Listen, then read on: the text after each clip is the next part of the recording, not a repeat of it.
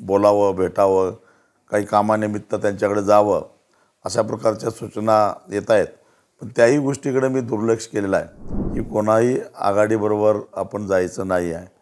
आणि त्यामुळं जो आमच्या कार्यकारिणीचा निर्णय झाला आहे त्याच्याशी मी बांधील आहे. कुणाशी संपर्क साधणं, कुणावर बोलणं किंवा चर्चा करणं हा प्रश्नच उद्भवत नाही आहे. तुम्हाला सोबत घेऊन निवडणूक लढण्यासाठी इच्छुक आहे का आणि काही तसं काही प्रपोजल आलं आहे का? नाही, माझ्याकडे तरी थेट कुणी संपर्क साधलेला नाही आहे.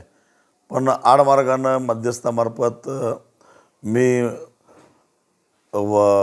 दिल्लीतल्या केंद्रीय नेत्यांच्यावर बोलावं, भेटावं, काही कामानिमित्त त्यांच्याकडे जावं, अशा प्रकारच्या सूचना येत आहेत. पण त्याही गोष्टीकडे मी दुर्लक्ष केलेलं आहे.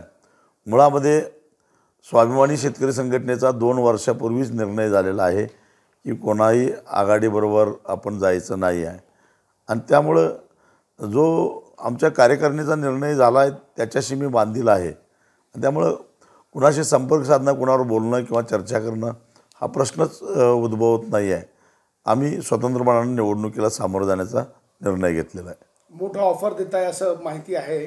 काही बातम्या तशा प्रसारित होत आहे की राजू शेट्टींना मोठा ऑफर भाजपकडून देण्यात येते. कसं काही ऑफर आल्याची माहिती आहे का तुम्हाला?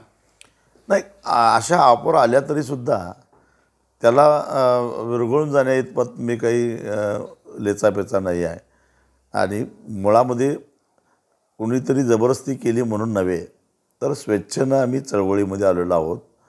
आणि आता चळवळीच्या माध्यमातून शेतकऱ्यांना, सामान्यांना न्याय द्यायचा असं मी ठरवलेलं असताना कोणत्याही आघाडीबरोबर जायचं नाही असा एकदा निर्णय झाल्यानंतर ह्या अशा प्रकारच्या ऑफर कुणी दिल्या न दिल्या तरी आम्ही विचलित होऊ शकत नाही.